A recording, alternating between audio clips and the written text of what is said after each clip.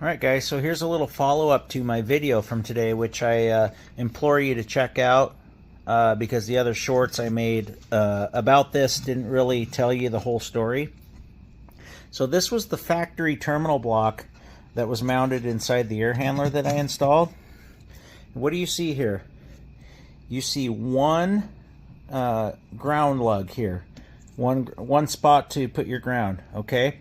So I installed a 15 kW heat strip on this air handler, and I yanked this out because I figure you don't need this anymore.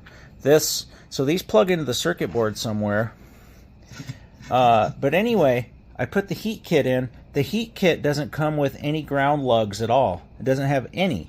So even if I put this back in and plug this in, and let's say I have another circuit that runs in here that runs my my board, my fan or whatever, and the heat kits only control the heat strips, I still don't have enough ground lugs, right? Because I have two circuits. I have a 40 amp circuit and I have a 20 amp circuit.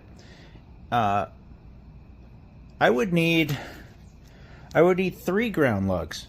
So what the hell is going on here? And I should have taken a picture of the heat kit because I have 2 breakers, right? I have the larger breaker and the smaller breaker. There's 2 holes in the back metal panel that would accept ground lugs, but there's no ground lugs on it. So I'm supposed to go out and buy those? Yeah, very strange. I just wanted to follow up on my video from today so you guys get the full picture. But I figured it made sense to pull this out because I figured that my heat kit would have everything integrated. So I'm going to get on tech support tomorrow morning and clear this up.